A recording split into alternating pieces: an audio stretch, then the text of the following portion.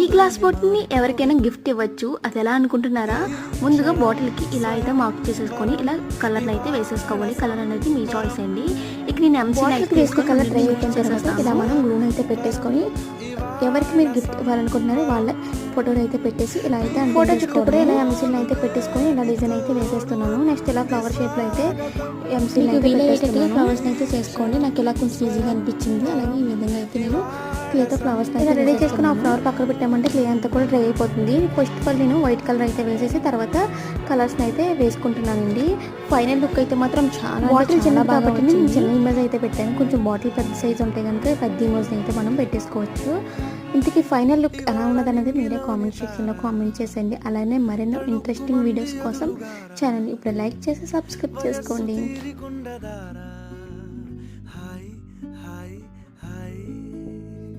సొగసు పంచుతున్న